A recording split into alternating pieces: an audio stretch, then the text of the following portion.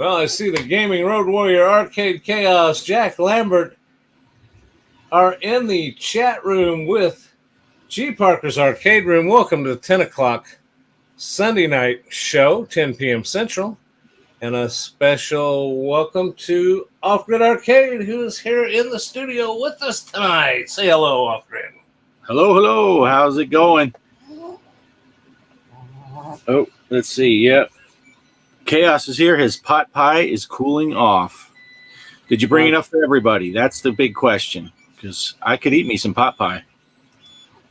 Yeah, I mean, Chaos, did you get the link, man? You're supposed to be on the show tonight.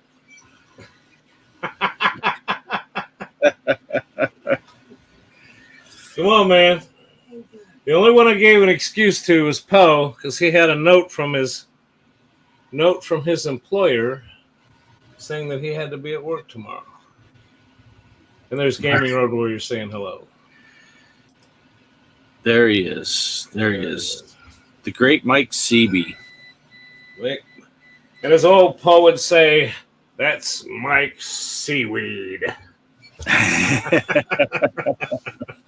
Yeah. I haven't checked. Did they pull Mike's video down? He was worried that YouTube was going to pull his video down. So if you haven't seen the Gaming Road Warriors' latest video, and if it's still up, go check it out, because it's an awesome video about the Mad Max games. Right. Really, really good video. Awesome documentary. And he's not playing the worms, but yeah. But all that aside, what are we talking about? What are we doing? Well, let me ask you real quick. So there was a problem with. Well, I guess we'll leave that for Mike to deal with on his channel. But I just hate hearing that he's having some trouble with the possible video. Because yes, I do want to say, and now I've lost our feed, so I don't even know where I'm at. Let me come back to it. There we go. Yeah, Mike does. I just throw in my little plug for Mike and say that Mike does some great. He's got some great clips in his videos. He does some great little bit of satire, a little bit of humor, but he does some great documentaries on videos.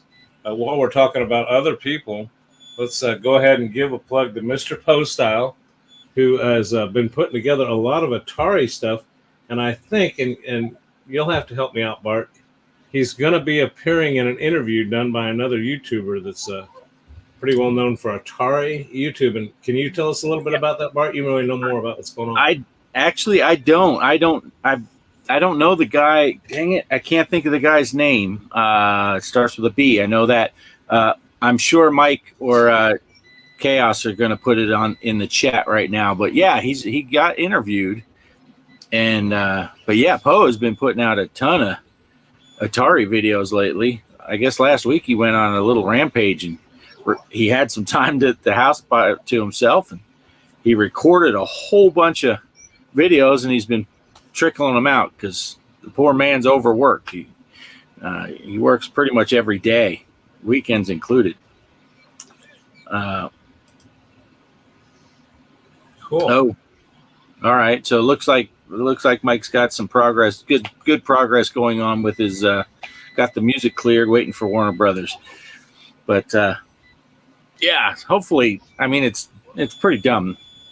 Mike, for those that haven't watched the Gaming Road Warrior, Mike's videos, he does documentaries actually, not just style, but so yeah, he'll have some clips that are related to what he's doing, and it's ridiculous that he would get some kind of copyright deal. It's fair use. He just uses little clips, and they're relevant to the documentary, so it's kind of silly. I'm sure it'll be fine, but right. Yeah, Ballistic Coffee Boy. That's who interviewed Poe. Yeah, and I got to ask you: are you set up? Did we set up when we started this? We kind of jumped. My bad. I came down here to set up the stream, and I hit the wrong button on my software and wiped the whole thing out. So at least we did make it on time at 10, but I left Bart kind of hanging in the blue room or whatever. Did you log in, Bart? So you have control too, right? I do. Okay, you have control. Okay. Yeah, I can kick you out too, I think, if I wanted to. I think you could. I think you could. It's just for, not that any of you probably care, but the way we operate this is with some software that allows us to. It's kind of cool. We've been playing with it, and Bart, and I can bring on guests, but also Bart can control it now. I gave him permissions on this, and actually, it was kind of cool. Is last week we even streamed on my channel and Bart's channel, and so see, Bart can play with this and that. He can move me around. He can throw me off. I could just mute you. That sometimes that would be good, but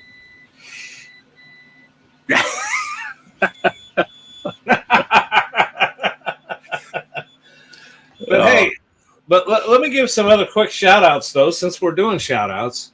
I want to mention, and I don't know if he's in the audience yet or not, but Digital Victory has been doing some stuff. Pretty good stuff with some new tables that come out, some shorts and whatnot. And which brings me to the next thing that I wanted to get to right away. And then we can just have some fun with this. Is as you know, last week, Bart and I talked about we're going to kind of co-run a tournament concept that we've talked about. It's going to be a 10-week tournament. Actually, going to be just regular tournaments that last 5 days on FX3. Okay. And either through my channel here at G.Parkers Arcade or Off Grid Arcade, both. We'll try to put community posts up so everybody knows, but they'll start on Sundays. Now, the show here starts on Sunday night, but the tournament for that week will already be running. So you'll have to check. We're not requiring you to be subscribers or anything, but you will have to check on the channels on the community tab. And if for some reason that doesn't work, I'll put out a video, just a short, maybe on Sunday mornings, telling you what the game is. Well, you'll know the game because I'm going to put those out tonight. But people that aren't watching tonight will need a way to know. And it's going to tell you who's hosting it, and it's going to tell you the password for the game. The games are password protected because I kind of want to make sure they come from people that are in our community here. And when I say our community, I'm talking about our little group here of Bart's followers, my followers here. Again, I'm not going to be some kind of stipulated that says you have to subscribe. I'm not trying to go for a subscription grab here. If you don't want to subscribe, but you just watch, or if you want to give the code to a friend of yours and you're what, I don't care. And I think you agree, Bart. We don't care about that. Right. But you're going to have to watch or find out here somewhere what the code is for the week, because we're going to change the code every week. And there's some other things I want to get into, which I might let Bart explain. He's better at explaining things. When you get on, and let's talk about this for a minute, Bart. When you get on a tournament in FX3, you can use cross platforms. And I noticed that we're setting these up sometimes on the Nintendo Switch, sometimes on Steam. I think those are the that Bart and I use. Now, you can play somebody that set up a tournament on Steam with your Switch and vice versa, but sometimes when you go to search for those, they're hard to do. They're hard to find. So what I'm going to do is I'm going to change my view here to my game. And I hope everybody can see that. And I just want to show everybody something. And Bart, maybe you can talk me through this. The filters over on the far right, if you can see the filters, you want to filter by name. And see right now it says all. You can hit filter by name and you can type in G P A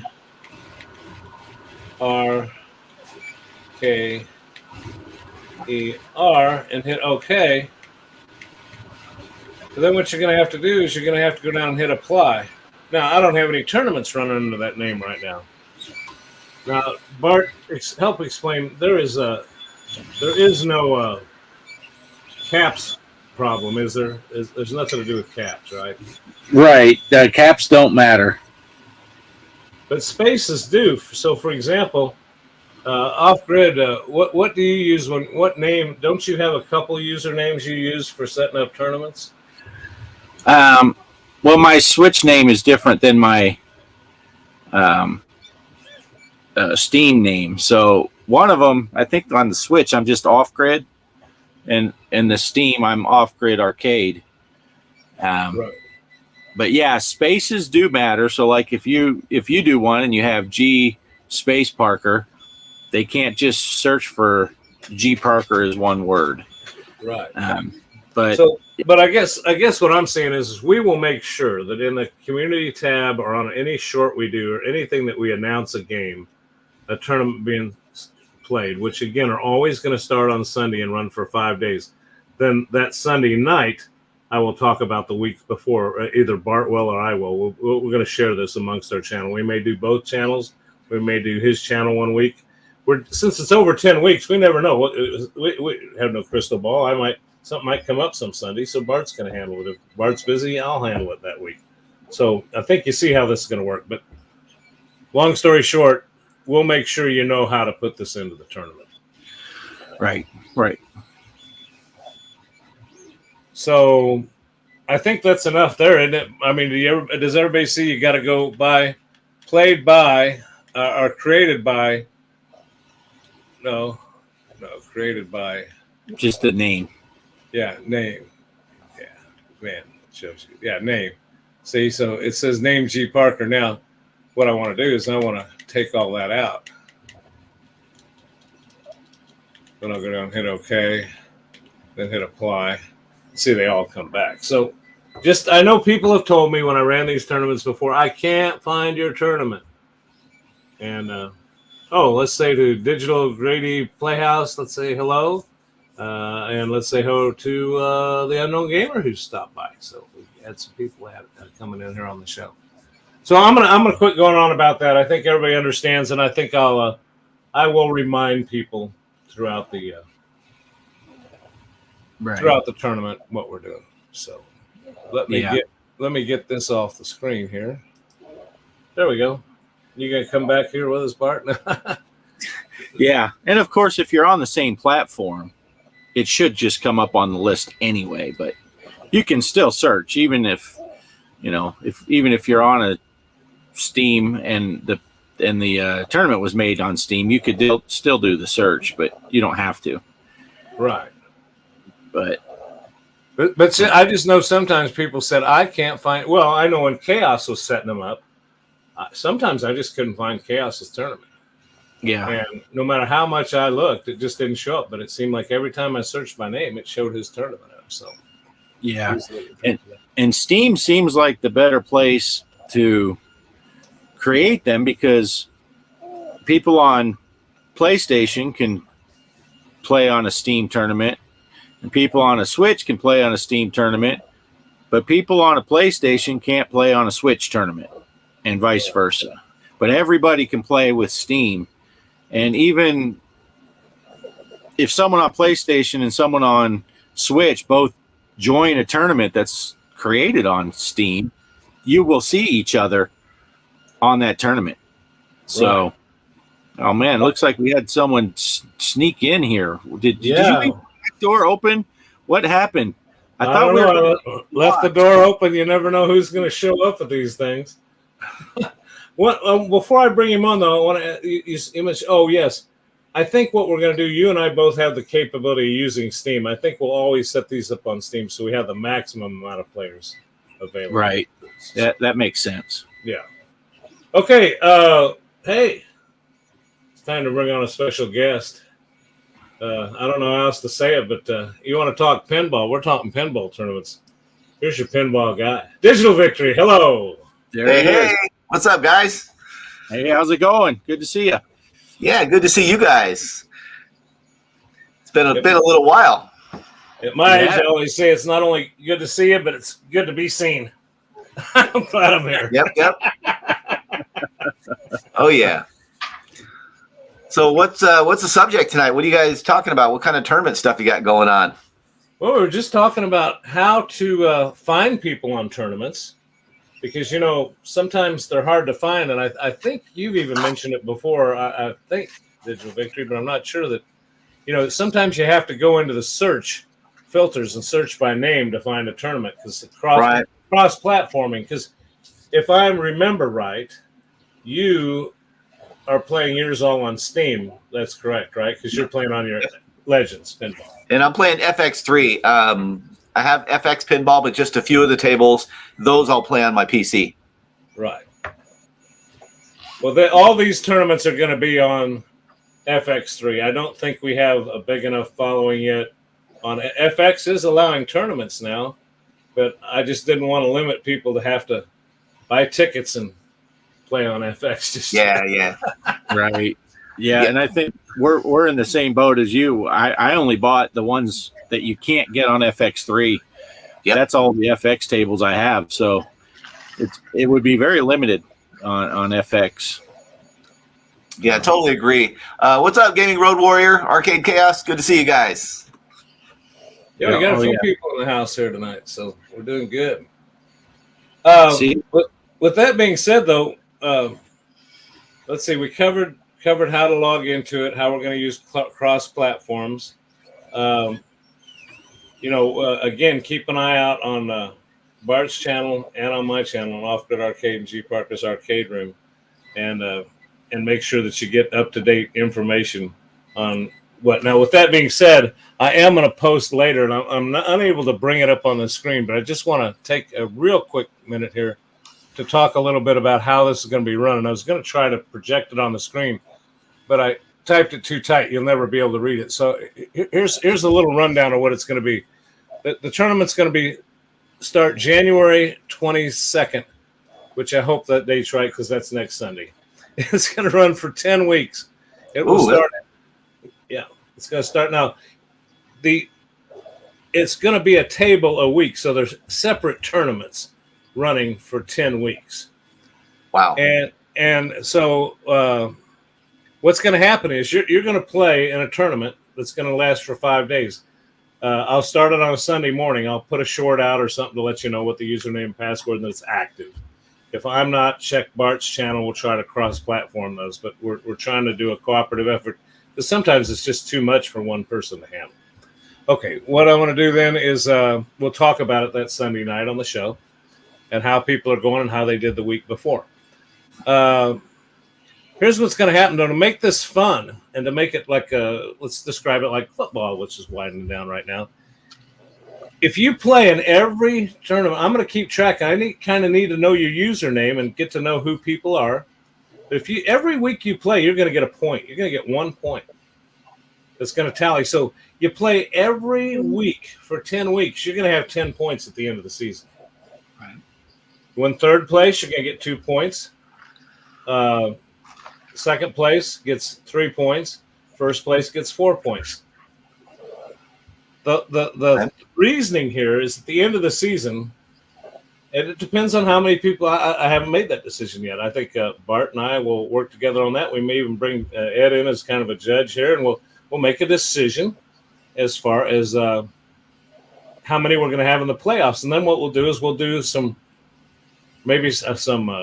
bracketed type playoffs or something. We'll have fun because that's what I did before when I ran the channel before, where we did that and we had a good time. A guy named Balls a Slappin', which I contacted today.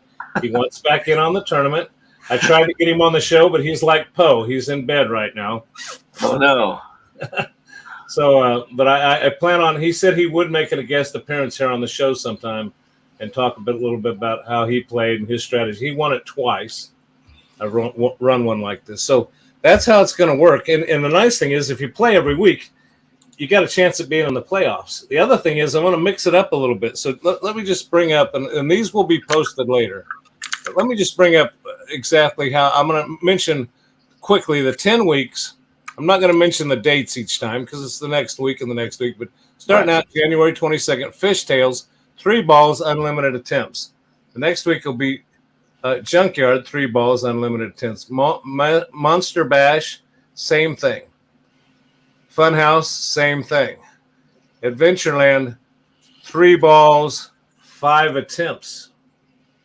So see, now you've had all this time to do unlimited attempts and keep trying to rack that score out. Now you cut down to 5 attempts. Right.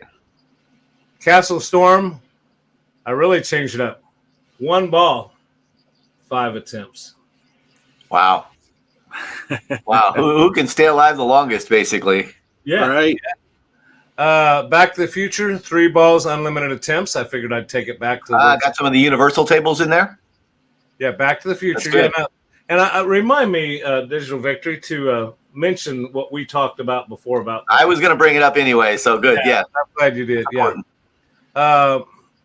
Tesla, 3 balls, unlimited attempt. Wild West Rampage, 3 balls, unlimited attempt. And then the last week will be Castle Storm, 1 ball, 1 attempt. Wow.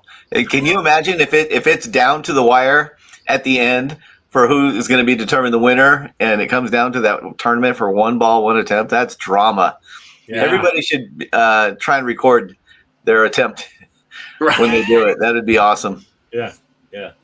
For mine, it would fit in the short because it'll probably be less than a minute.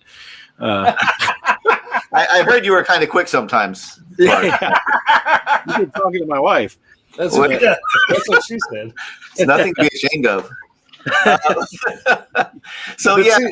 Craig mentioned, he and I talked a little bit about the potential tables, and I was wondering, what about Marvel and Star Wars tables, but he brought up some good points. Number one, not everybody's got them. And number two, especially in the case of Star Wars, they're very picky about copyright. And if anybody ever wants to put the rounds on YouTube or stream it, you're going to get a strike, and that's not going to work. Yeah.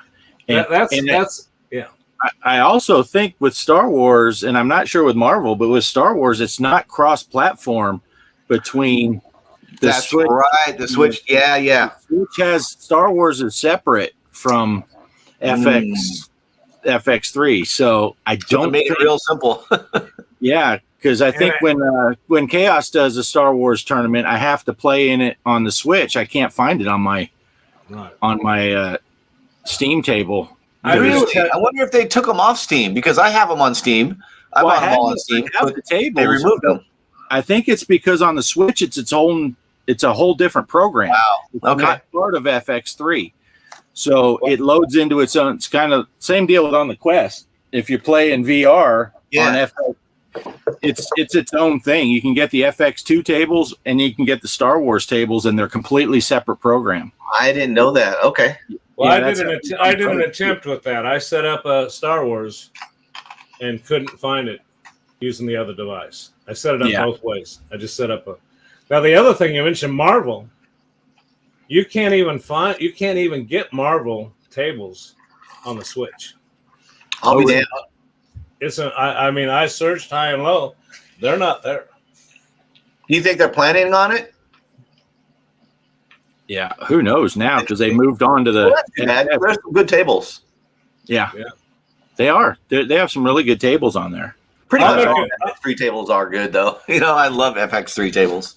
I'll make a prediction on that. I think that when FX moves over to the Switch, which they're going to do coming up here in the next few months, I think they will take and try to sell you those tables all over again in FX. Oh, I'm sure they will. Yeah. They're already. Well, didn't they add the Star Wars tables to FX? Oh, they have. Yeah. Mm-hmm. I have them on Steam anyway. I can speak on that.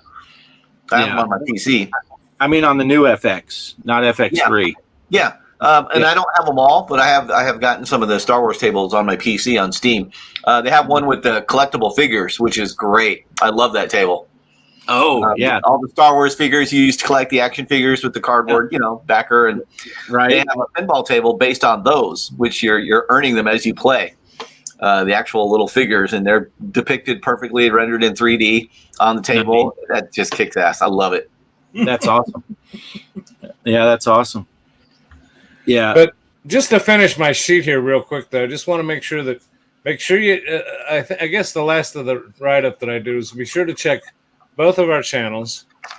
And I guess the only other thing I didn't really get into is we will determine at the end of 10 weeks by the points that are gathered who will move on, how many people will move on. It'll be the top point getters. And then we'll start all over again with some type of bracketed tournament So, and those got tough because I remember the guy Balls of Slapping, he and I were communicating on Facebook because I was setting those up basically before I had this YouTube channel. And the poor guy wrote me, he says, man, it was down to him and one other guy. And he says, man, I've been practicing at it. They had a week to complete it, to get up enough balls, I guess, to play the one ball or one attempt. These two guys, and they were both scoring like crazy scores. And he said, man, it's just driving me nuts. He says, but I want to push the button tomorrow. It's the last day. He pushed the button, and man, he blew that guy away. Wow. It's scary because we've all been there where you can have a game that you are the best at, and then sometimes you launch the ball and it drains, and you're like, what? Guys, if you could only see the behind-the-scenes stuff when I make my videos, I have round after round after round sometimes where I start a game and I'm like, I'm doing my spiel while I'm playing. All right, now I'm going to go for the skill shot here. Now the skill shot is the bonus hit. What the fuck was that? All right, and of course I don't use any of that. Although I should make a blooper reel one day. Yeah. That would be fun. That would be funny because sometimes that very first ball you lose it in 10 seconds, man. Yeah. Oh yeah. I get amazing. it. But yeah, so I would imagine that's a lot of pressure, especially if it's the last part of the playoffs and it's for all the marbles, and you're like, oh, that'd be great. But yeah. I'm going to see if I can find that. I'm hoping that I can pick up. I'll tell you that the trophy, again, I'm letting everybody know up front because I like to disclaim everything totally that there's no cash prize. There's no big, it's mainly bragging rights, but I am going to provide a trophy. And if I could find that picture of that trophy, if not, when I get Balls of Slapping on here, I'll have him. He was so proud of those trophies. He's got them in his. He plays the same thing you do, Ed. He plays the ALP Legends Pro. You can't mention that guy's name when Ed's taking a drink. He's gonna spit. It's gonna come out of his nose. I just like B slap or something. I'm gonna call it B slap. I can't say those words in that order. I'm just jealous that he took the name before I thought of it. Oh man. Well, when he first showed up, I thought, "Oh my goodness, what?" Man, I wish I could find that picture I had of it, but I don't know. Are you guys like I am with these computers? I mean, a computer's like a big file cabinet. Someday I'll need it. How many folders do I got in this damn thing? I got 2 terabytes of hard drive, and I have no clue where that picture is. Oh yeah. I have on my phone, when I see interesting stuff I want to remember on the computer, I just take quick snapshots on my phone. Books I want to read, potential movies, tables that I'm interested in, things like that. And I barely ever get back to it to even look at it, let alone download the item. So that's just life, I guess, right? Yeah. Brooklyn Menace is in the house. Hey. Brooklyn Menace. And then on Friday I saw. I guess he's been taking a break. So, but I saw a promo, Brooklyn Menace Friday night iArcade stuff. Check it out. Brooklyn Menace and I were in a miniature golf. We played VR. I'm pretty sure he played VR miniature golf with us. Walkabout. Oh, yeah, we had a pretty good time. I'm pretty sure that was Brooklyn Menace that was in there. Yeah, I was having trouble getting connected that day, and I ended up getting booted. I think I only made it one hole, and then I got booted out of that game. And then you joined. And I think right when I got kicked, you joined or something. I don't remember how that worked out. I mean, that's what I told them to say. I really just left because I saw you came in. I didn't want to be there anymore, but I made them promise not to tell you. Now, Ed, have you played VR? I have not. I'll tell you what, those I did a short, I think, on me playing a VR pinball, but it does it no justice at all. Really? Because the VR, when you record it, it's just recording a 2-dimensional. Oh, that you meant. I thought you meant the VR doesn't do pinball justice. No, when you play VR, okay.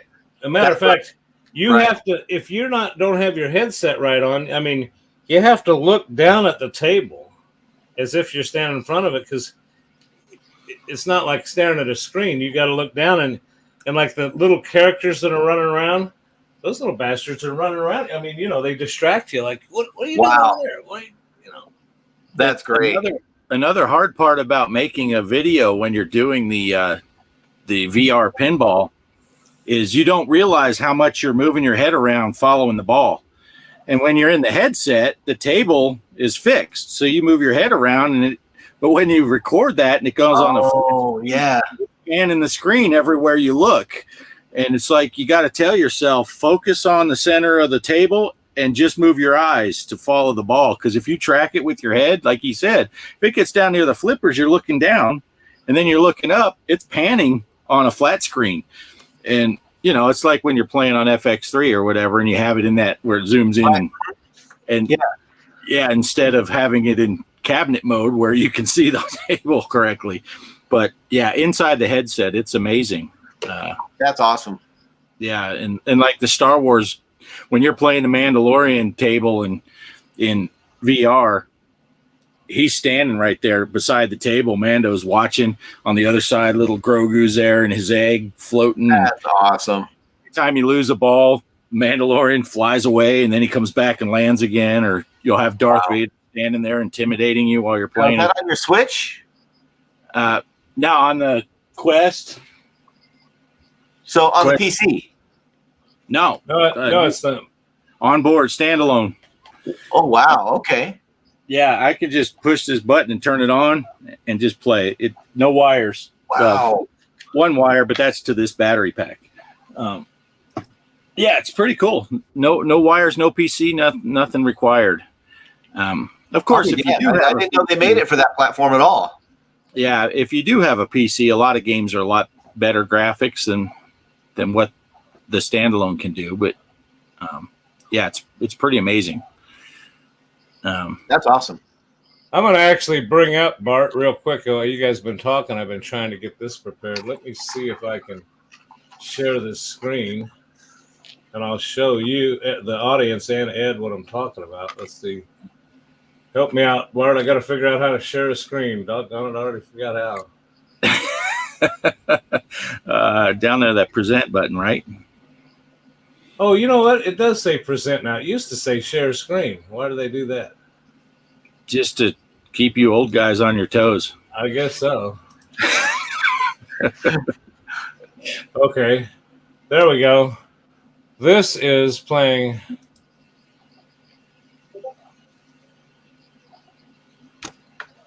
Yes. See how you can see all of his little head movements. Yeah. But now, see, if I turned my head all the way around, I'd be looking at the back of the room. Right. I can see that guy dancing around. I can behind the table. You can't see him very well now. Right. Yeah. But see, I can actually get out, walk away from, go over and walk up to him. Oh wow, that's awesome. And the table's in full 3D, like the rails and stuff. If you move your head, the rails move over the objects that are behind them. Correct. Right. Yeah. Wow. You can duck down, and you can actually put your face inside the glass and look at the stuff really close. Awesome. It changes the angle. If you need to see under a platform, you can duck down and look under it and see what's, like the lights up top that you can change with your flippers. You can duck down and see those lights if they're underneath something or behind one of the toys. You can lean to the side. It's amazing. And videos never do it justice. Right. Because I believe it. Brooklyn said up here, yeah, when you're playing, you're there. You're actually there at the table. It's a full-size table. Yeah. And sometimes, like when we play the mini golf and stuff like that, you'll be looking at stuff and you got to stop yourself from leaning on something because you forget it's digital. It's not really there. And you're like, you just forget. Yeah. Right. It's really amazing, though. Wow, I'm going to show you one here. Now, again, 2D does not do it any justice, but this one I'm going to show you next doesn't pertain to pinball, but it's me flying a World War II plane in a Pacific Island battle. And it's going to look pretty cheesy here. This is the Quest actually recording it, but it records in 2D. Right. When I took the headset off and started to walk across the room, I'd been in that plane doing moops and barrel rolls and fighting Japanese armies. And I could barely walk. And I'll show you. I'll do a real quick. Just messed with your equilibrium, huh? Yeah. Wow. So, share screen. And okay, there it is. Let me get the video started. But it doesn't do it any justice. But if I look to the left, I can look out the window. I can look out the back window.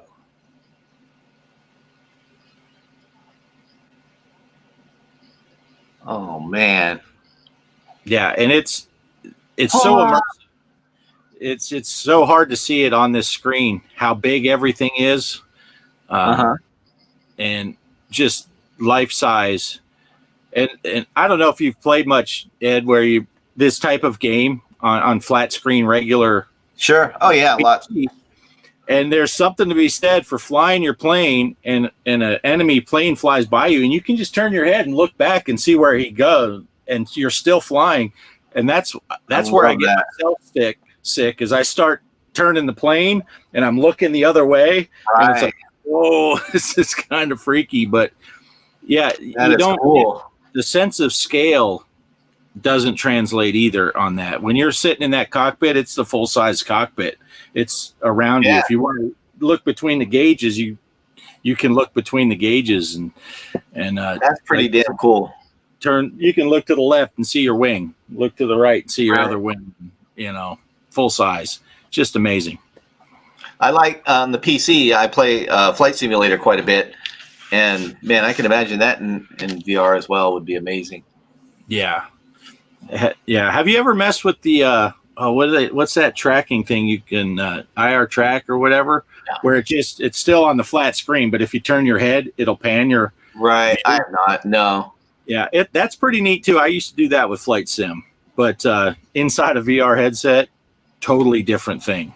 I wanted to. I know what you're talking about. There was a lot of stuff on the Flight Sim sounds cool as heck, and I would love to do it. I have a simple joystick that I would use for my flight simming. It's got the throttle and the rudders and all that.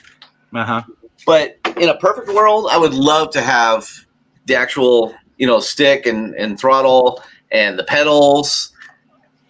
But where am I going to do it? This is my work PC. This is where I do my editing. I would love a driving sim. I love driving games on the PS5. Gran Turismo, Need for Speed, all those. But I just don't have room for a full-size cockpit with a steering wheel. I'd love it, but where would I put it? Right. Go ahead.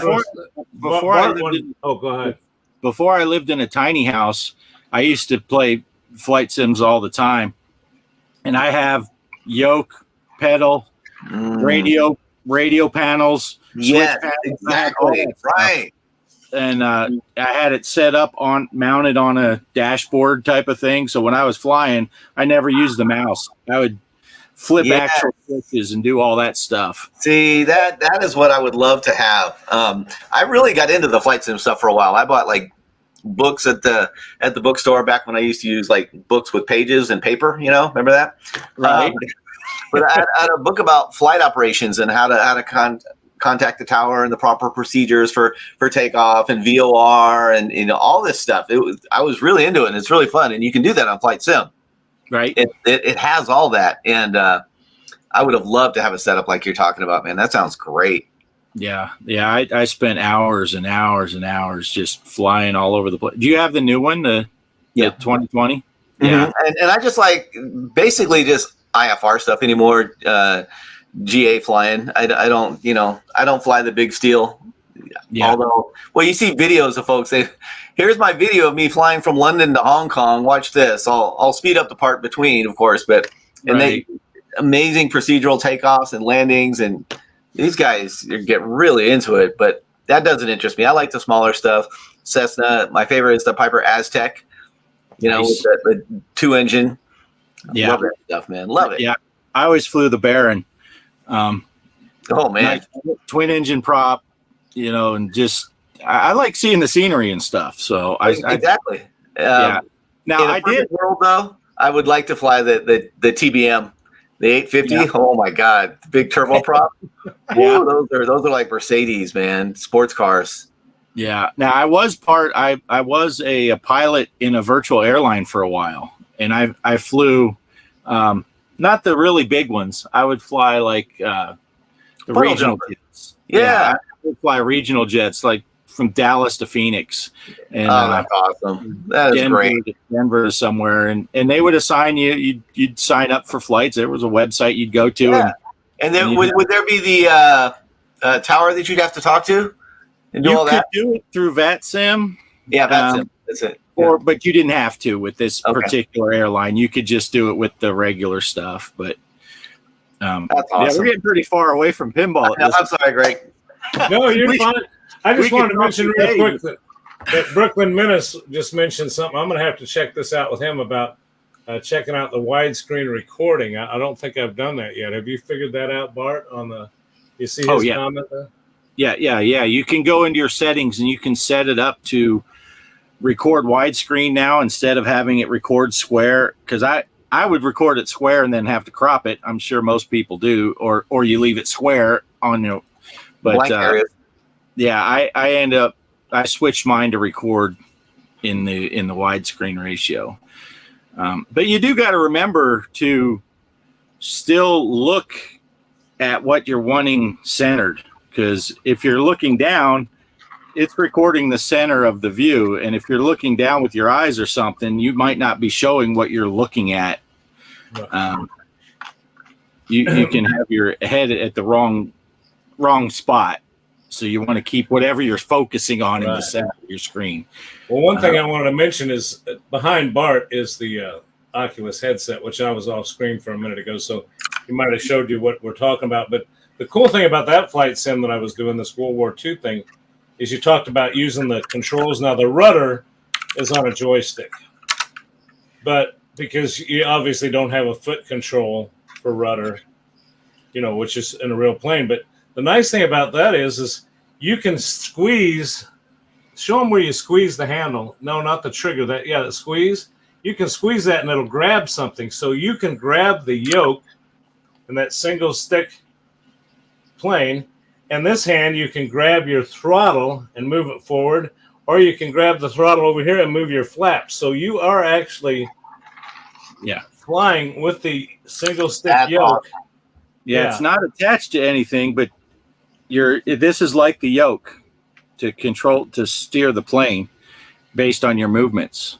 And if you let go of that grip trigger down here, it'll let go of the yoke, and then you got the stick. You got to re-grab it. It's pretty cool. Well, you can move over to do the flaps. You can move your hand around. You can do all kinds of things with your hand because that allows you to grab and do different stuff. It's cool. Yeah, you can activate switches and all kinds of stuff like that. And they have a little one that I got. It was only a few dollars, and it's a general aviation type of thing. It's not nearly as expansive as Microsoft Flight Sim, but you can download planes. And I downloaded a Cessna, and it's not as nice. Doesn't have all the switches and everything, but you're flying around in a Cessna, so you don't have to worry about yanking and banking and getting sick all over your imaginary cockpit. Dude, I'll fly a 152. I don't care. Right. I love those. Yeah, but it's just neat. Flying in VR, if you like flight sims, you need to try it at least once. And your computer, I'm sure, is beefy enough. If you got one of these, you could run it through on, and you just use this as the display. Oh, you can do that then on Oculus 2. Yeah, on the Quest 2, you can use that through AirLink, or you can cable into it if you don't mind having a cable. And if you're flight simming, I would cable because it's not like you're running around. You're sitting there. Absolutely do that. Yeah. That's awesome. And you could just set up the Quest as your display, and it'll do the head tracking and all that stuff. I think Chaos had a question. What does that flight controller go for? Chaos, I assume you're asking the one that Ed was talking about. I'm not sure. I'm not sure what the question is. Then. That thing's several years old. I'd have to look it up. I think it was like $50-$60 if you're talking about mine. Yeah, it's got a separate throttle lever, and the handle rotates as the rudders. So it's pretty cool. Yeah, you were talking about racing games. Bart came to town, and remember when we went to Micro Center, they had a 3-screen, a display set, a 3-screen, sitting in the racing car seat, control. I mean, that was wild. Yeah. Yeah. See, I used to do racing sims too, and I had the pedals for that and a force feedback steering wheel, and now I don't have room for any of that stuff. I don't either. I wish I did, but that's the only thing holding me back. I mean, obviously, going deeper into debt is, probably a a little bit of a roadblock. But what the hell? If I had the room, I would do it. Yeah. Talk about the when Chaos's question, how much does it? Because I had the yoke and the pedals and all the different control panels, I got probably $600-$700 in aircraft controls that I used. At least, yeah, without even counting the computer and the cost of the program to run it. That's just. But it's so awesome. You want to just take off, do a quick flight from Sacramento to Reno. Right up in the mountain, look at Lake Tahoe and bring her down. And, it's just beautiful. Oh yeah. And some of that stuff is amazing. Oh yeah, Kay, I saw your Cowboys helmet back there. We got a day to either be really happy or be disappointed once again, Chaos. I think there's been, 5 or 6 playoff appearances in the past 12 years for the Cowboys, and each one of them has ended essentially on the last play. I mean, there's been some kneel downs after that, but it's been absolute heartbreaking as a Cowboy fan for the past decade. My goodness, I would love to get a win tomorrow night. We'll see. Yeah. Some of these games, I've been following the games on this wild card weekend, though. Some of these games have been wild, man. I mean, the point score, the game. Well, I was watching the game. I don't know. There's a game going on when I came down here that's over by now. Yeah, that was a fun one. Cincinnati beat Baltimore. It's been some good games. A lot of fun football. Yeah. My brother, he's a Cowboys fan too, but he recently moved from Dallas to Jacksonville. So he supports the home team, and he went to that Jags game yesterday. Okay. And I don't watch football much anymore, but I saw the highlights, the NFL YouTube channel. Sure. So I was watching the highlights, and at the halftime, I'm like, oh my gosh, my brother was all excited. It was his first time ever going to a playoff game. He's going to watch the Jags, and they're just getting their ass handed to him. And then it's like an amazing comeback, and it's like, spoiler alert, it didn't watch, I thought, oh my gosh, the guy's nuts. He's going for 2 at the end. I'm like, if you don't make that, you can't tie it up with a field. But they got it. Then they win. It was incredible. Just an amazing. Would have been a great game to go to. But he's a Cowboys fan through and through. But man, Arcade Chaos. Thanks for bringing that up. That makes me really happy to think about. Appreciate that. Thanks. I know you guys are Cowboys fans, but here in Kansas City in Chiefs Kingdom. I'm sorry, Ed. Did you have something? No, that was it. I'm done. Yeah. No. And here in Chiefs country in the Red Kingdom, we've got this little story that's been floating around about the Cowboys. There was a little boy that lived up here. Here we go. Very, very upset with his parents. Yeah. And he ended up going to court up here to emancipate himself from his parents.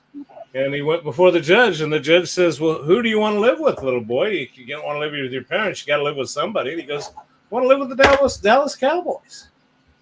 He said, well, why did you pick the Dallas Cowboys? And he says, well, unlike my parents, they don't beat anybody. Okay. I got it. I just made some enemies. You are so spoiled being a Chiefs fan. God, they're just way too good. Mahomes is a whole different level. He's up here, and the rest of the guys are down here. Just you're very spoiled. Mahomes is a good, but I'll tell you one thing. I will backtrack on that a little bit. I've been a Chiefs fan for a long time, but and it's Kansas City's a great football town because we've supported this team, but we've supported. I'm going to name names now and criticize, but when the NFL went into profit sharing and stuff, look at the years that Lamar Hunt wouldn't pay for a team, and we had a crap team, and they always filled that stadium. And I used to tell people, if you want, I get being loyal to your college, being loyal to your high school, but when these $1 million players are playing. And the owners won't pay a decent salary and get you a good team in here. We finally got a good team, but I'll tell you what, it was no thanks. And Lamar Hunt's like some type of god around here, but you know what? That cheap bastard wouldn't pay for a football team. We finally got something going with Andy Reid and what they've got. And he's smart enough to stay out of the way. When you guys lost Tyreek, a lot of people thought, "Oh, Tyreek Hill's gone. They're going to go in the toilet." And Mahomes just went and set another record this year. And you know what? I did hate losing Tyreek Hill. I hated it. He's amazing. But one thing I hate, too, is I hate the Joe Buck. Oh, I hate Joe Buck. I know, but if he says one more time, I just don't know what Kansas City's going to do without Tyreek Hill. I'm going to, the guys, I'm just going to want him run out of town. Yeah, I hate Joe Buck. Right on. But I'm glad. I will be curious to see how they do. The Chiefs are doing good. They're a great comeback team. They've had a great season. We'll see what happens. I'd love to have another celebration here in town. I'll tell you what. I'll tell you. You give credit to Patrick Mahomes. Oh yeah. But I'll tell you what. One of my favorite people and a great guy in this community is Travis Kelce. Travis Kelce. Yeah, that's one of the reasons Mahomes is so great. They're so fortunate. They just got basically the best quarterback and the best tight end on the same team. Of course, it was so funny. I don't know if it made national news, but when they did win the Super Bowl, they were down at our big Union station, which they do in red, and they put up all the fancy stuff. They had a record crowd down there, and it was a well-behaved crowd. Everything is good, but I know that Kelce got up there and they'd had a parade, and you could see him. Patrick is actually throwing beers to Kelce off the top of this bus, and just like he did in the game, he was hitting him every time with a beer. But these guys, I think Kelce was pretty loaded when he got to Union Station. He got up and he says, I don't remember his exact phrase, but it was something along the line of, "We beat them motherfuckers," and and then he went, "Oops." That's funny. You get away with it when you're that good. You got a ring, I don't have any illusions about Dallas winning the Super Bowl, but give me a playoff victory.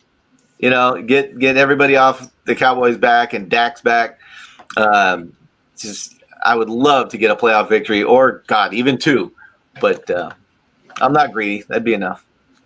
No, and I've always liked that. My sister's from McKinney, Texas, which is right outside of Dallas. And yeah, she's a big Dallas fan. What about you, Off-Grid? You're in Texas.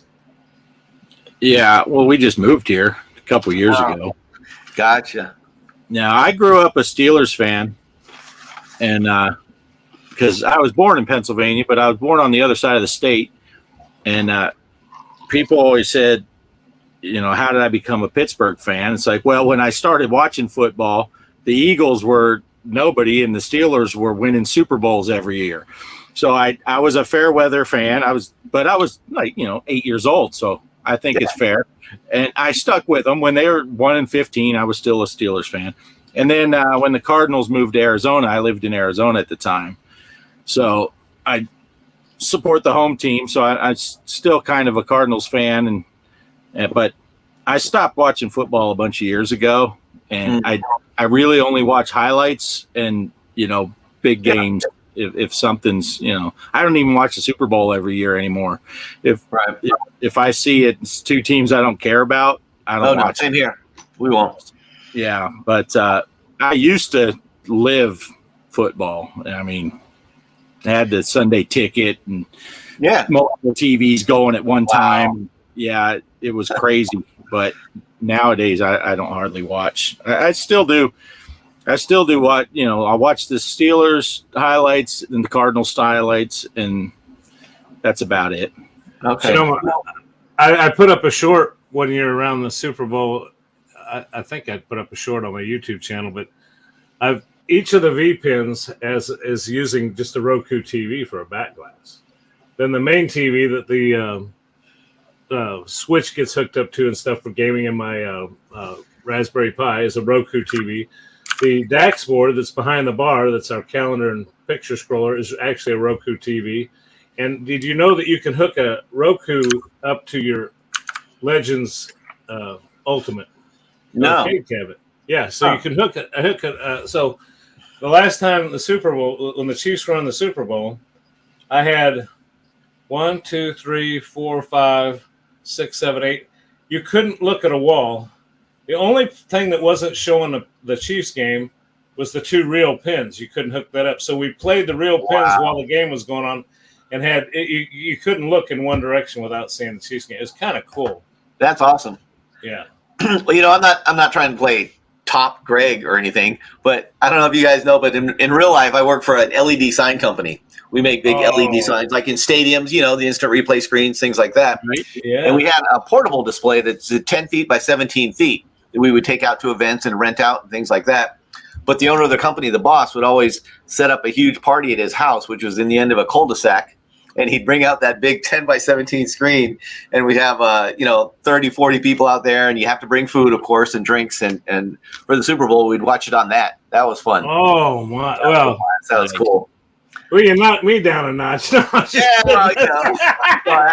was going to share my story before that, and then you said that. I was like, No, we don't wear on this channel. I think you'll find Bart and I. We don't wear any feelings on any sleeves. We have a good time. That's awesome. Oh yeah. And I do love. I would love that.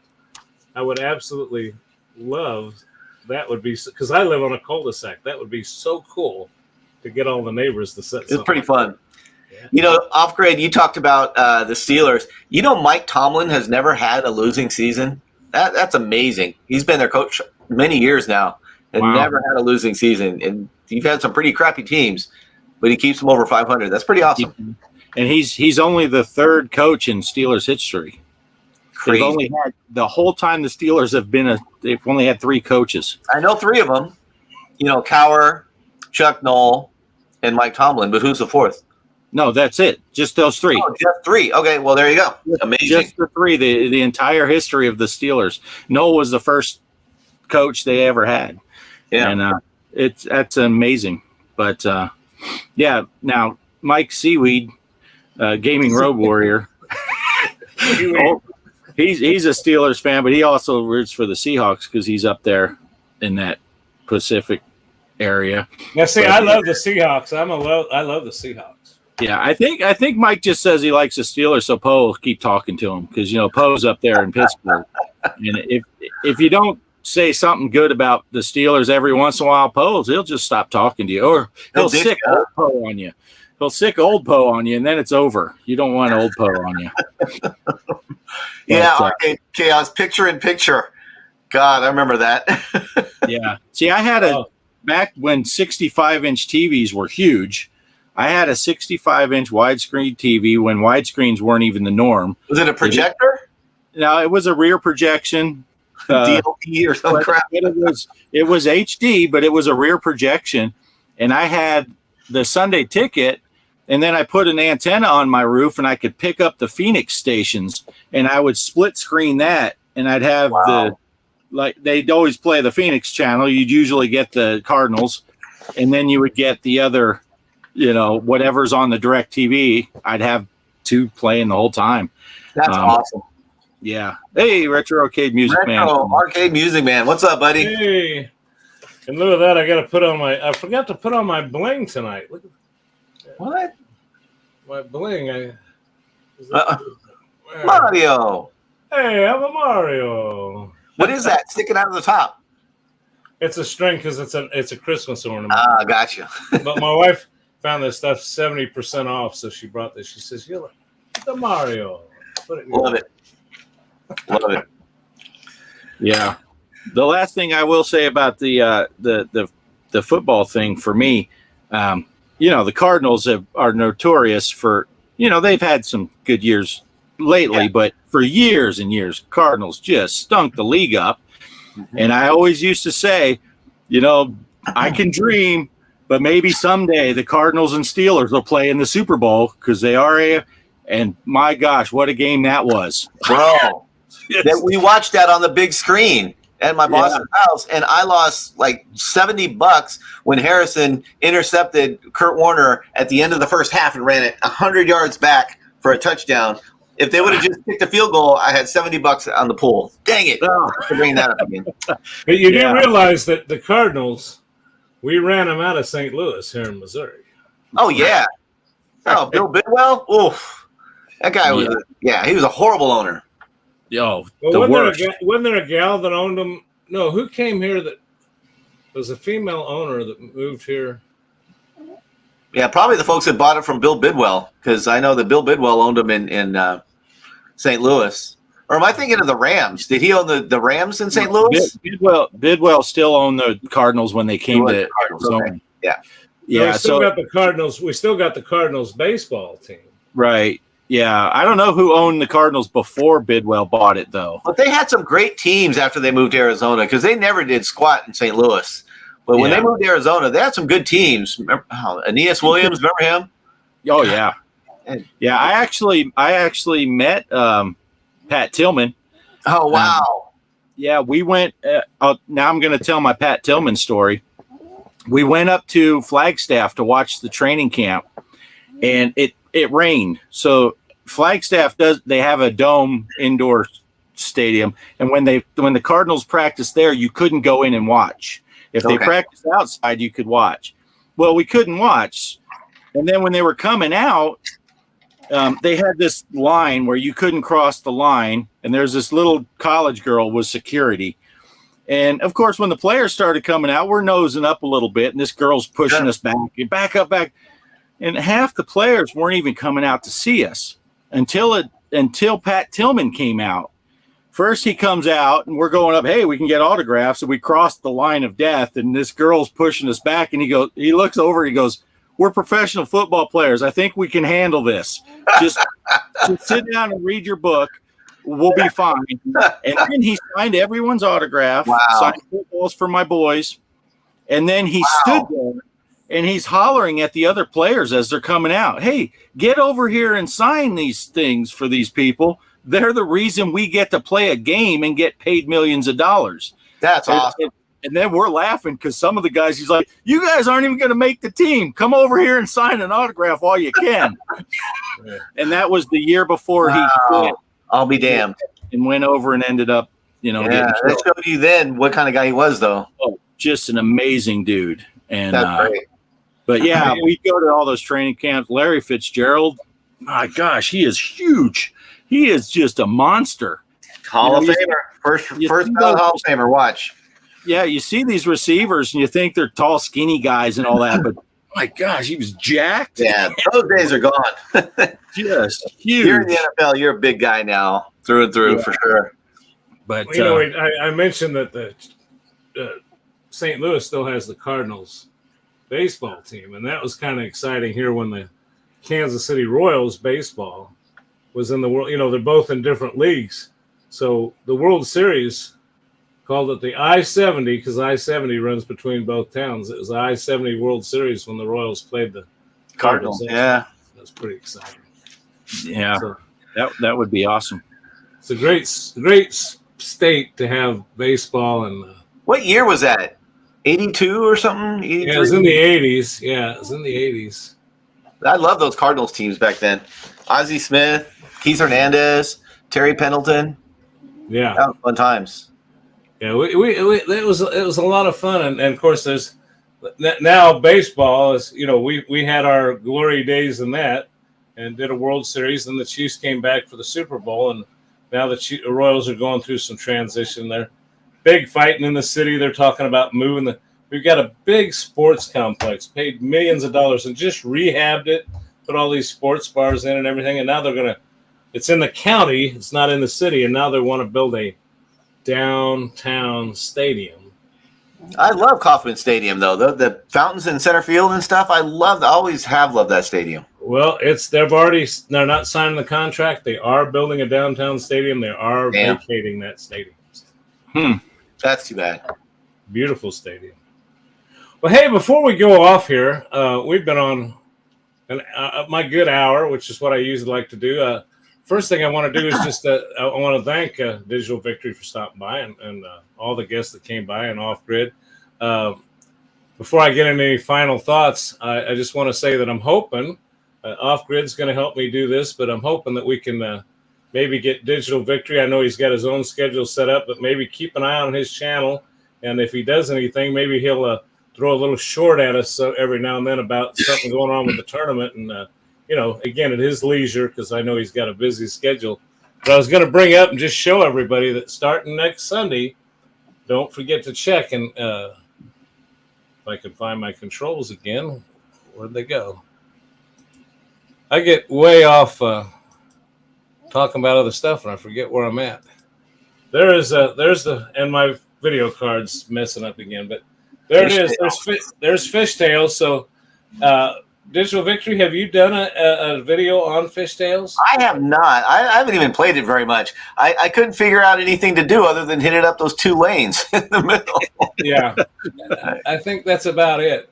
I know there's a few things on there, a few areas you can hit that allow them to do a big cast and it gets you a few points. But anyway, so there, I just wanted to remind everybody to check out Off Grid, to check out my channel, and please check out Digital Victory because I'll tell you what, whether it's one of these tables that's in the tournament or whether it's one of the tables he's picked, you just won't find any better content on how to play a pinball table. I'm telling you, he's got some great content, so check him out.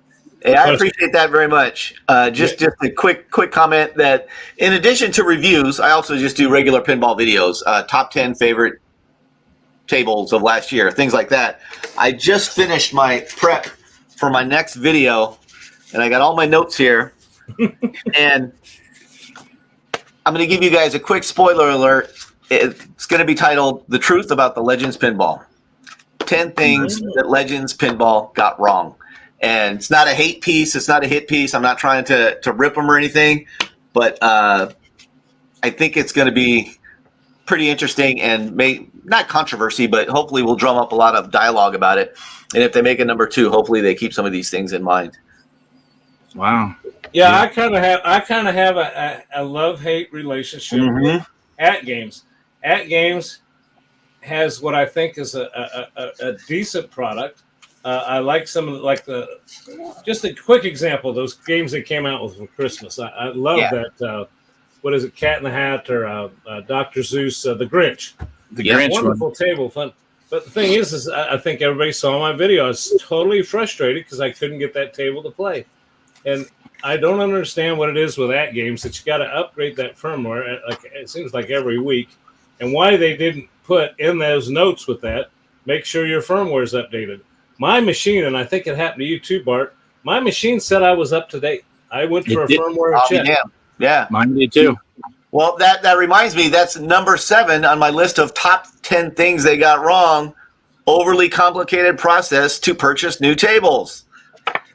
Exactly. I hate that. Every single flipping time I buy a new table pack from them, I'm scratching my head. I didn't get the code. Where's the code? Why do I have to put in a code?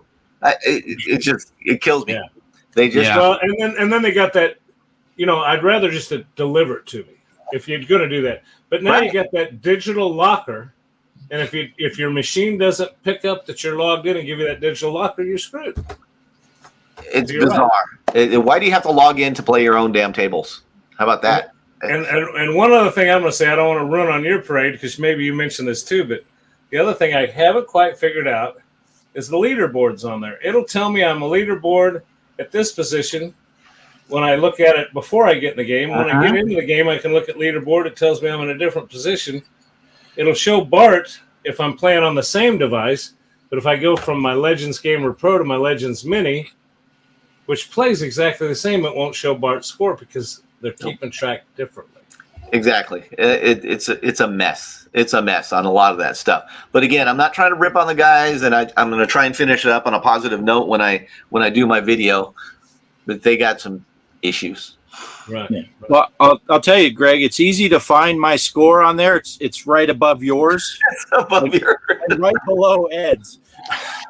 That's where my score is. Somewhere So what between. do I have to look up? I have to look up to find your score. That's where you'll find. Actually, I'll Bart, do that, Bart. mine would be above yours if I played those tables on the Legends Pinball, because I really don't very often, to be honest with you, because of all the reasons we talk about. I play mostly on the OTG stuff. Yeah. I'm just amazed that you're talking about your upcoming video and you got your cue cards and all that stuff. No wonder your videos are so much better than mine. I start recording and then I pick a table. I'm like, what am I going to play? I spend more time in prep, really, probably, than I do video, recording the video. Yeah. Yeah, you're showing people how to play stuff, and I'm showing people that I don't know how to play it. I'm like, I don't even know what I'm shooting for here. I think when Bart and I play a game, the first thing we say is we haven't played this before. It's gonna suck. Then after we get done, we say, and if you really want to learn how to play this, head on over to Digital Victory Show, because we don't know what the hell we're doing. Yeah, or I'll say at the end, okay, now that I've done embarrassing myself, I'm going to go see if Digital Victory did a video so I can learn how to play this. I'm good at determining how to play the tables, but I'm not particularly skilled at the games themselves. I just have an idea of what I'm supposed to do. But there's really talented players out there, but I'm not one of those guys. Yeah. Oh, the leaderboards can be very demoralizing. It's a whole different world. You'll be like, oh wow, look, like the Grinch. I played the Grinch a couple of times. I'm getting like 50 whatever million, and then I watched your video and I'm like, hey, look at me go! I'm up to 200 million. I'm feeling okay. And then you see some guy's got 1.8 billion. You're like, okay. Yeah. My game was like a half hour. And I had 500 and something million, and I'm like, that's pretty good. And I look at the leaderboard, and I'm like, forget it. Yeah, you don't even crack the top 50. You're like, what? Now my wife likes to play the real pins. She'll play the digitals with me sometime, but very rarely. And she's not into arcade games at all. But so that's my answer to my spouse and these, and I'm headed somewhere. Ed, your wife doesn't play these at all. No, I wish. Yeah, she doesn't. So where I was headed with this, now I'm going to go full circle up here to off grid. His score may be one notch above mine, but I won't be disrespectful for his wife. His wife is usually about 6 notches above him. Awesome. And hey, Craig, you are allowed to use other fingers for one. I'm just you have other fingers. Hey, Arcade Chaos. The answer to your question is you absolutely would still want one, unless I, would catch news that they're about to come out with a Model 2 in the next 6 months. I'd say wait, or a year. I'd say wait, but it's still an amazing system. And if I had the room, I'd already have a second one. It's still great. You can work around these issues, but this is just the heads up for potential newcomers to it, that there's things pitfalls they gotta watch out for. Did you see those people that were getting that crazy deal? That's when I almost bought another one. And then that store in Dallas had them for $239, and then Sam's Online was price matching that. Yeah, people were calling in or going online, ordering it, and then going to the support and saying, "Hey, will you price match?" and sending a picture of that thing in Dallas and getting it for $239. Incredible. Legends Pinball. Just amazing deal. I tried 2 or 3 times, but they were always. I just saw Chaos's comment. I'm so sorry. There's a Gaming Road Warriors comment. Mrs. Offgrid and Mrs. G.Parker. He is right there. What'd Chaos say? Oh my God, that's. Yeah. We played some pinball at Greg's house there, and the 4 of us played, and I think Greg and I were fighting for third, and the girls were fighting for first, and me and Greg were like, "They've been secretly watching my videos, bro." Yeah, I'm just shooting for a top 5 finish, and there's only 4 of us playing, and I still didn't make it. Well, Kelly's actually on the Stranger Things, embedded in the high scores, and I've been trying to knock her off because here I am in my own house looking at somebody that came up to visit for a couple of days' name on my machine, and I can't get it off of there. So your wife's It's kind of like that tabletop Galaga, right? Who has the top score on that? Oh, I don't even want to talk about that. I don't even remember what the score was on it, but all I know is the top score on Greg's bar top that's sitting on his bar is OGA. I don't know. There. It's still there. It's still there. Matter of fact, you guys have the OTG connection, right? You guys just don't play Legends pinball. You play other tables. I know Greg does, correct? Yeah. So do you guys ever run into a problem on, say it's a Wednesday night and the wife's off doing something and it's 7 o'clock, you got a few hours to spare. So you go in there and you just don't know what to play. You got 400 flipping tables and you're like, what am I going to do? So do you guys have any favorites that you play regularly or systems you keep in mind? How do you decide what to play at any given time? Bart? Yeah, that's a good question. One of my fall twos is, and I know it's not a complex game, but the Joker's table with the Joker Z, whatever, some people. Yeah. I used to own that table, the real table. And I don't own it anymore, and I don't have room for physical pinball tables. So sometimes I'll just go and play that again because I used to have it in the house and I'd play it all the time. But for a long time, it was the Pirates of the Caribbean on VPX. So good. I don't remember which, because there's a couple of them out there. I don't remember which one I was playing all the time, but that was a go-to. And then Monster Bash. Oh, yeah. And Creature from the Black Lagoon. Those are probably the three I've played the most. Mm-hmm. Now, I can tell you by contrast, I'm going to answer your question exactly the way you asked it. What do I do if I'm just alone and I want to sit down and play a game? And I go to the V-Pen. Of course, this is one I'm talking V-Pen now. Well, no, let me back up. If I'm playing, because this will fall in with this, I've got the two regular pins, a modern Stranger Things, and I've got the 77 Stingray, right?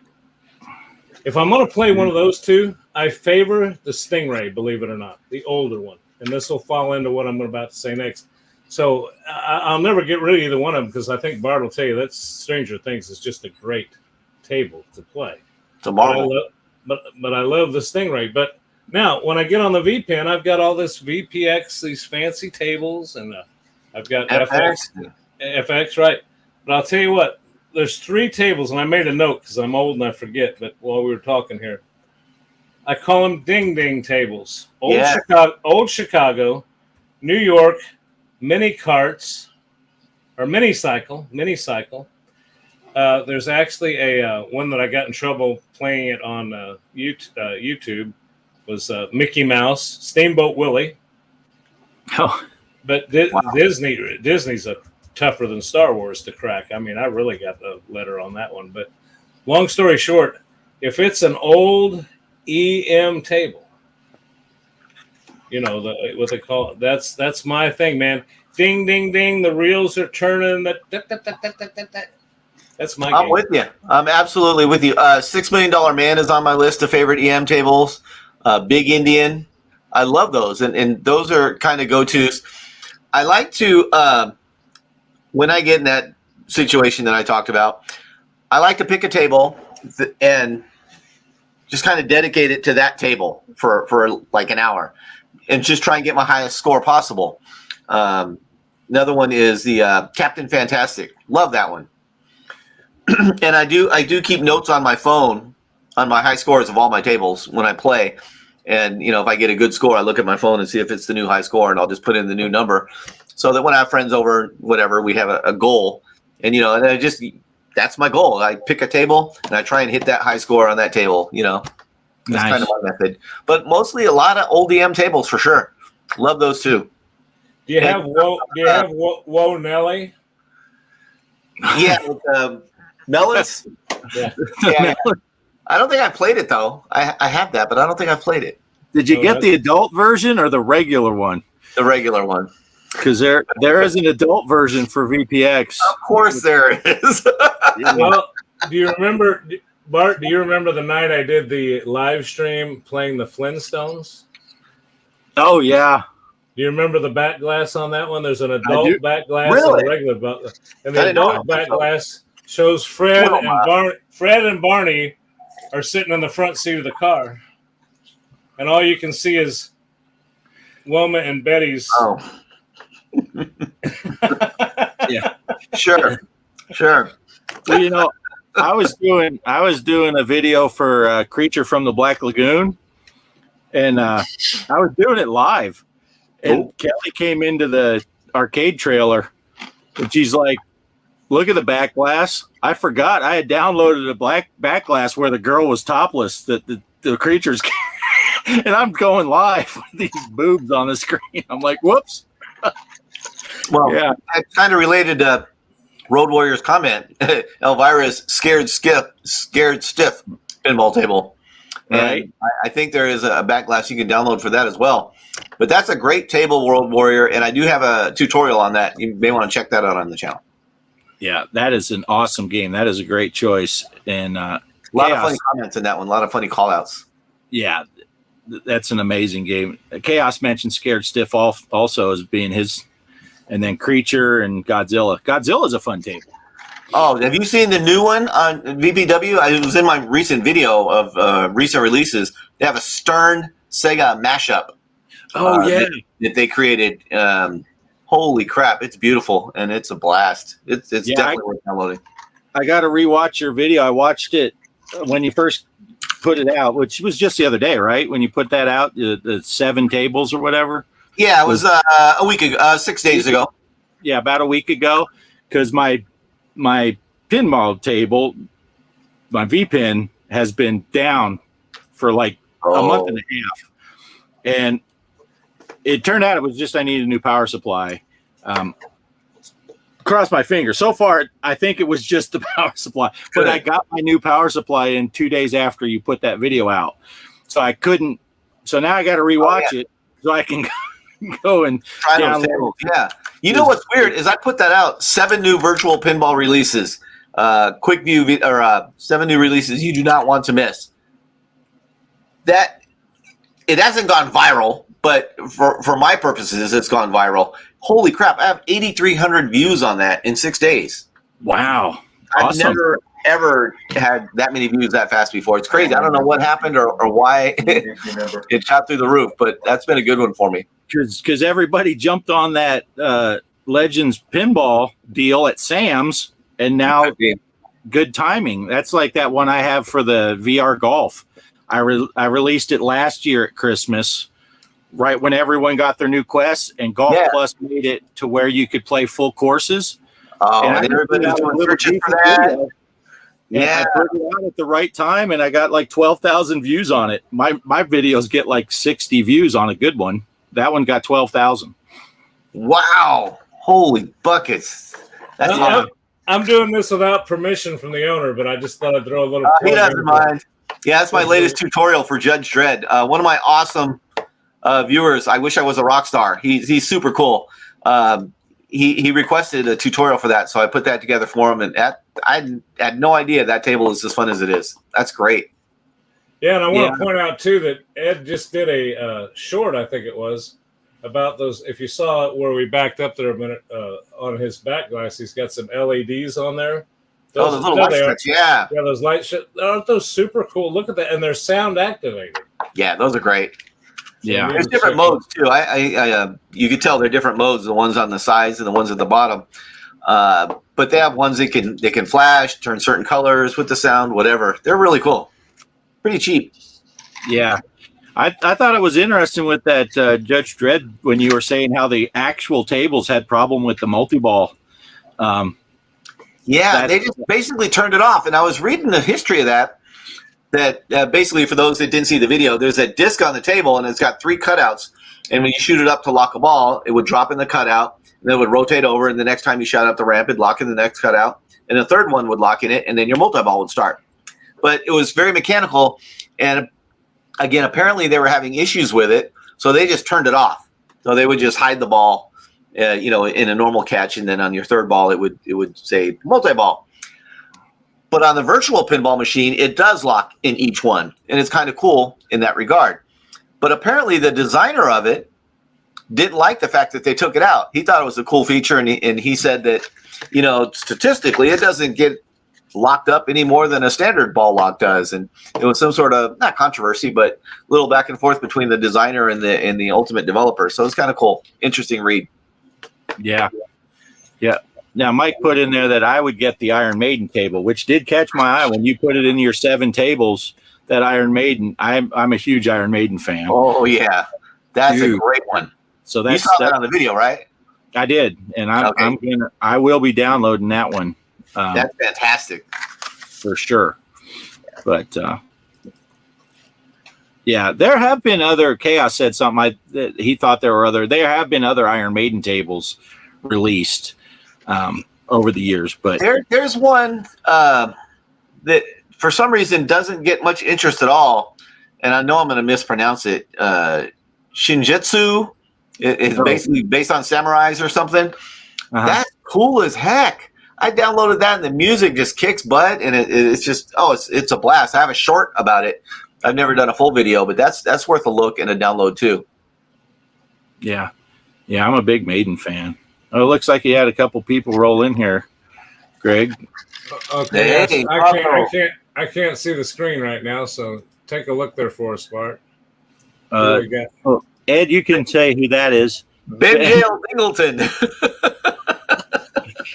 He says, "Hey, big boy, Froggo plays." Froggo plays. I know Froggo plays. Hey, Froggo plays. I'm missing him. Where's he at in here? Why am I not seeing that stuff? I probably blocked you.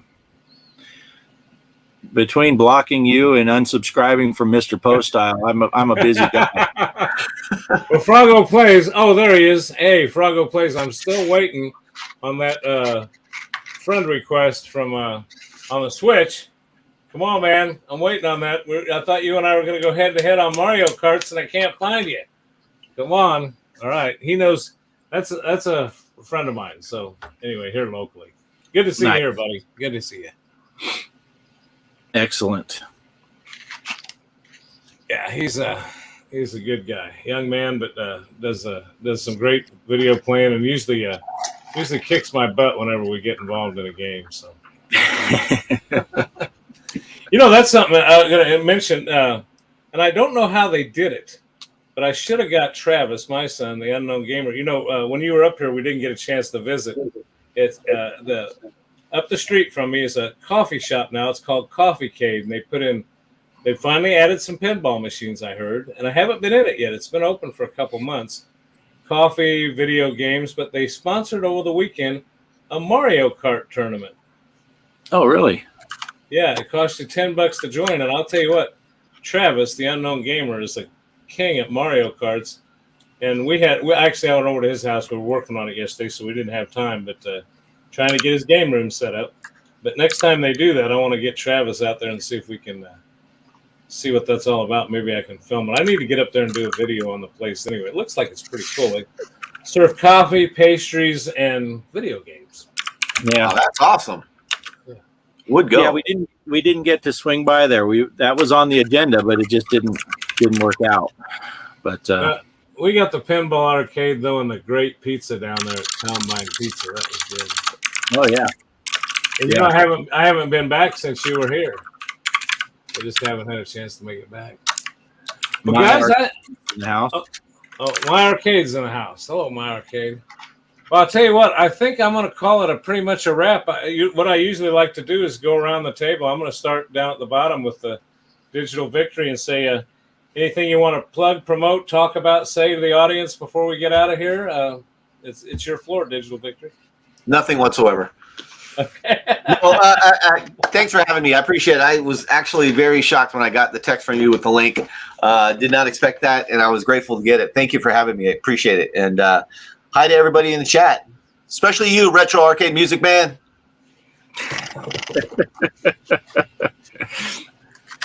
Sounds good, and I appreciate it. And I'll tell you what, don't be bashful. Because usually these, I don't make, like Bart says, I don't make notes like you do. Usually I had something planned to talk about this pinball tonight, but if you ever got something you want, you got my number there. If you ever got something you want to come on here and talk about on Sunday night, Bart will tell you, I never tell anybody no. I usually get pretty excited when somebody wants to come on. So you're always welcome here. And Appreciate it. Thank you. And look forward to the tournament too. It's going to be fun. Yeah, it'll be fun. It's your turn, Off Grid Arcade. Yeah. And if anyone thinks that we're just making stuff up, we had no idea that Digital Victory was going to make it. Thrilled that he did, but we didn't know if he would until he showed up. And as a matter of fact, I told Greg I would come here like a couple hours ago, and Greg didn't even make it here till 2 minutes before airtime. We didn't talk about a thing. We're like, yeah, we're going to talk about the tournament. It's time to go. And that was it. So there was no problem. But look, we filled an hour and a half of time. So awesome. It's always fun to be here. Thanks for having me on, Greg. It's always good to see you, Ed. And except for when it's on them leaderboards, because I know you're above me. But you had a tournament to show up on for, you know. Right. Okay. So I'm looking forward to this tournament. It's going to be a good time. So hopefully we'll see a bunch of people there. Well, that's going to be my closing thoughts, is confer with what they both said, and that is, I like to go on time, and I realized I was down here 1 minute telling. Bart says, well, what are we going to talk about? And I says, I don't know. Let me hit the live button when we'll decide. Yeah, and that's no lie. I may not know what I'm going to do, but I'm going to try like hell to be on time. But right. I think the other thing I just want to put emphasis on is don't be afraid of the tournament.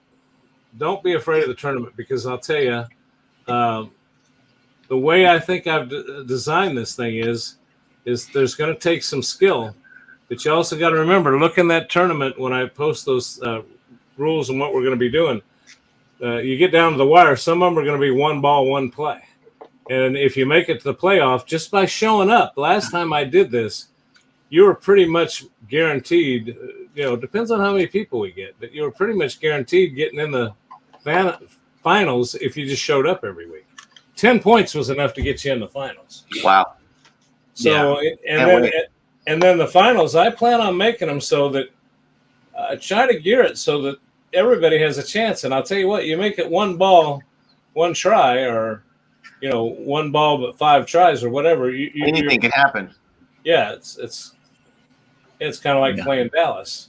So who all is invited? Is there a specific list? Easy. Is there a specific list or how does that work? No, as I said before, I'm not even making anybody subscribe to the channel. I do need to know who you are. It is kind of frustrating.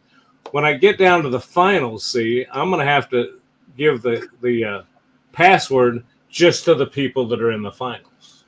Okay. So, and if you don't contact me, that's some problem I had last time is some people said, well, I don't want to play in the final. Well, come on, man. You got this far. Let's keep it going. But, yeah, I think that's the biggest thing is with screen names, I'll have to know who you are when we get toward the end. But as far as playing, no, you don't have to subscribe to the channel. You are going to have to watch mine and Off Grids and to kind of keep track. I will always try to have it here, but I'd kind of appreciate the participation, maybe watching a little bit and watching what we talk about on Sunday about the week before. But you don't have to, and there's no. So if you want to get the password from me and put it on your Facebook channel and get people to join, I can't stop that, nor will I care about stopping it. I'm hoping to keep it within the community, but I'm not going to set up a bunch of rules and say, no, you're disqualified because you don't watch my channel. Oh, I don't care. Right. I made 20 minutes out of a 30-second line, but that worked anyway. And the first week is going to be next week, right? It'll start next Sunday. Mm-hmm. And Fishtails, right? Fishtails. Yeah. And I will post. I will probably post either Saturday night or Sunday morning on my a short and in the community section the correct spelling of the host, because you need to know that, the name of the host that's hosting it, and the password for it.